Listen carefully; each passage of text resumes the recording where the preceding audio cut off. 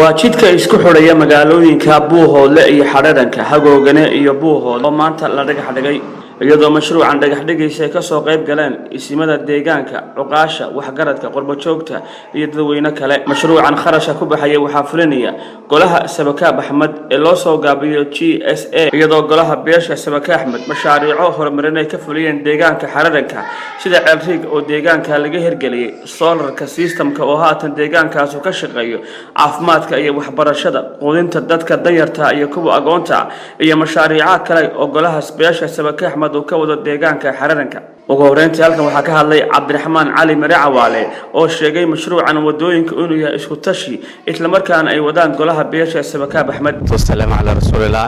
Allah subhanahu wa ta'ala ayuu sugnaatay maanta mahad anagu ku wada kulannay mashruucii muddo aan ku haminaynay in aan ka yeegleeno magaalada Buuhoodle iyo Xareeranka inta u dhaxayso jidkii ahaa mashruucaas oo ahaa in muddo aan sugeynay laakiin waxa maanta nasiib u yeeshay dhinacyada inay taagan yihiin isimadii qaaliga ah oo garaadka ugu horeeyay sultaankaba marka waxaan aad iyo aad ugu mahadcelinayaa dhammaan intii isku howshaan waxaan leeyahay ka qayb qalaw taala waxay noqon doontaa guul oo markii ugu horeysay noqoto jidkii ugu horeeyay laga furo Buuhoodle Xareeran waxaan sidoo kale jecelnahay inaan ku xijino Buuhoodle Hagoogane kadibna aan ku xijino meesha la yiraahdo Hagoogane iyo Xareeran mashruucaas waa mashruuc weyn laakiin dhagax dhigi ugu horeeyay waa kan asagoo u noqon doona gogol xaar inta dhiman oo socdo oo jididka ah oo lagu horumarinayo deegaankeena oo haddana ka socdo Marqaan ilaa goob ilaa Buuhoodle sidoo kalena Buuhoodle iyo Caraweyn hadda makiinadii wixii ka bilowday howsheedii meesha la yiraahdo Caraweyn insha Allah ta'ala tii Marqaan way soo dhamaatay oo qabiye wax yar u dhiman marka waxaan insha Allah warbixin fiican siisin doono boqor Cabdiraxmaan insha Allah ta'ala khayr bani rajay Abdullahi raado waxaan rajaynaynaa in 20 cisho gudaheeda uu ku bilaabo sababta Caraweyn waxay qaadanaysaa ilaa 20 maalmood cisho gudaheeda marka 20 ka maalmo kadib waxaan noo imaan doono Abdullahi raado agaftii waxay noqon doontaa wado 7 mitir oo balac ah iyo 20 mitir oo dherka ah kilomitir oo la baneynayo oo noqonayo jid wanaagsan oo aad iyo aad u haboon maadaama shilalka batay inuu yareyn doono shilalka dhaca doono jid hawshiisu jidkii isku xidhayay Buuhoodle iyo Xareeran wadadaas la doonayay in la dhagax dhigo hadeerto isimada iyo waxgaradkii gobolka ay dhax dhigeen aad iyo aad baan idin salaamaya wax qabad baa la doonayaa insha Allah waxaan rajaynaynaa in wadadan shaqadeedii la bilaabo dhawaan cagafyadiina ay soo socday ku soo dhawyeen qalabka sameyn laha wadada waxaan doonayaa halkan inaan kelmad ka yiraahdo dadka muslimiinta ah ee wanaag ka shaqeeya ee awalba ka shaqeyn jiray hadda inay u qalqaataan wadooyinkaas iyo jidadka shilalkooda bateen maalin walba dhaawac iyo dhimasho baale wadooyinka ay ku dhaceen insha Allah in laga qayb qaato wixii wax garanaya ee fakarka ee muslimiinta ah ee walba bixin jiray dhaqaalahooda iyo hantidooda ku bixin jiray ummadda gobolka iyo ugu deeqi jiray haddana insha Allah wadooyinkaas diyaarka marka insha Allah aad iyo aad baan idin salaamaya waxaan doonayaa insha Allah in wax laga qabto wadadaas dhaqso si dhaqsa hawshadan loo galo insha Allah waxaa maanta la dhagax dhigayaa jid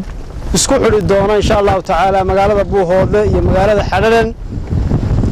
waa mashruuc khayri ah oo aad u wanaagsan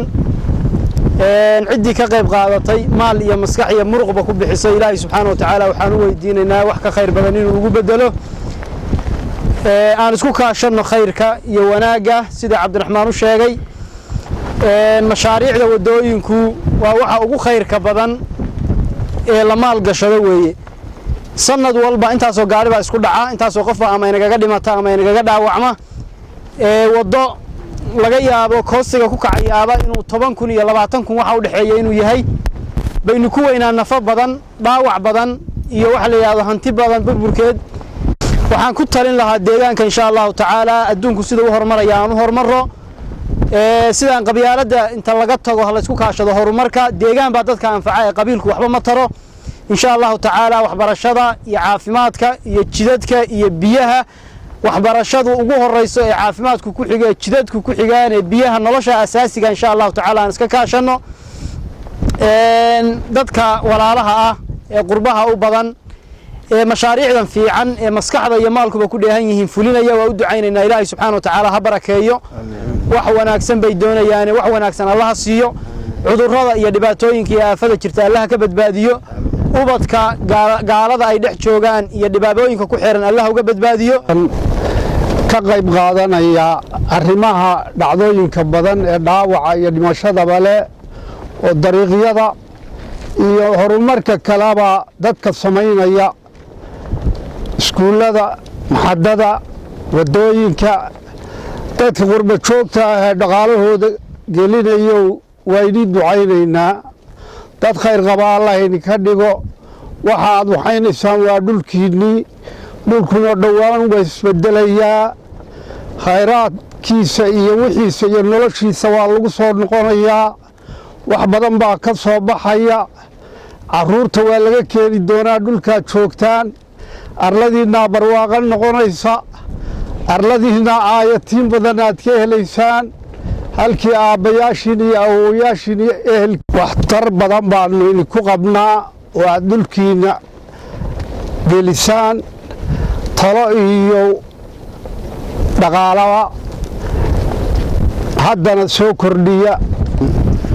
waa arrimaha wadooyinka ee hadda soo bilaabmay waxaad moodaa inaynu fahamnay inaynu ka jeesanno waxyaalihii runtii aan waxba tarayninoo dadka qaar badan ku mashquulsanaayeen oo hadda xagga khayrka loo jeestay arrimaha wadooyinkana runtii way ka duwan yihiin waxqabadkii hore waxay kaga duwan yihiin khasaare aad u weyn baa sanad kasta ka dhaca marka hore waxaan leenahay dadkii wadooyinka ka qayb qaatay wadooyinka xoolahooda ku bixiya Allah idin barakeeyo fikir wacan oo runtii aad iyo aad waxtar u alan waad keenteen inta dambana waxaanu leenahay wadooyinku intan kaliya maaha walaal waxaad moodaa inay yar jifiyeysan yihiin wadooyinkan hadda la bixinayo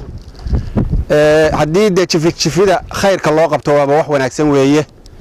jifiyeynta awal waxaa runtii la samayn jiray in qabyaalad iyo wax noocaas laga shaqeeyo marka jifida isku tashatay tiraahdaa aynu magaalooyinkeenna wado u bixino maba xuma laakiin waxaan ku boorinaynaa qolyahan hadda wadooyinka wada hadda iyaga xilqaamanaya inay meelaha kalena ku daraan oo magaalooyinkeenna waa isku wada mid weeye dhinaca kale jifiyaha kale oo magaalooyinka kale u badanna waxaan ku boorinaynaa inaad ku dayataanoo haddii qolyahani xadhadhanka iyo goob iyo dhinacii reerahooda u badnaa u bateen idinkuna dhinaca kale waad u badin doontaan insha allahu tacaala intaas kaftanaan ka dhigo laakiin si guud waxaan leenahay khayrka waa ku diirsannay ha la sii wado waxa lagu darsado wadooyinka haddaynan la banneeyo hooyada iyo carruurta iyo gaadhiga saarena ku dhimanaya iyo inamada iyo dhallinyaradaba hala badbaadiyo insha allahu tacaala aad baan maaragtay idiin mahadinaynaa aad baa u mahadsantihiin aad baan idinku ducaynaynaa khayrkaan isu kaashanno allah idin barakeeyo cabdiraxmaan iyo ragga tiimkan hadda hawshan wadana waxaan leenahay allah idin barakeeyo shaqo fiican baad haysaan ballanteenu waxa weeye wax allaala wixii khayrana inaynu isu kaashanno wax allaala wixii sharana aynu ka wada hortagno السلام عليكم ورحمة الله وبركاته. والله لا محمد كنا نول محي هذي مقالة بوه له أهنا قاعد لي إذا مرتم محي هذي وضدنا نسكح دا حردن كي يبوه له وضدنا ما تتهاجن هاي دلوقتي فربنا بان نقلا كل ما عقبالها فربنا عقبالها وحكم إذا شيل شوكته أو بابورته يسكت دعان ما دام أذكر سيد مشنا يشحت هاي ومرغل بتشح حسن بابورته سكورني مانو وحكم إذا نجح رف waxaa ka mid ah diiri makroobku dood oo maxay ahayd baabuurta Iiraani marin anagana wadadaas arkaysan baabiriskeyga iyo magaranaysa heerahan ka biilanaa mashruucan maanta maxay ahayd in aad iyo aad baan u soo dhaweynaa hadaan gaadileyda Now we are going to Haradan and balka war daranka maanta booliste darawal baa tahay wada la sameeynaya sawartan wadadaas hadaan wada aragtaan sida ay tahay wax wadaade maaha waxa weeyaan waa allay baday ma baan tirada wareega male meel wada kala male waa waxa wadada wataasa wada oo ay hadana marka aan ku faraxsanahay hadaan ay darawaleeyeen hadana kayo ku hoode in jida ay magaranaysa in la sameeyo وعلى حساب مسعر دكتور وركه هذه تلفزيون SBC مقالة بوه له حرونته قبل كعين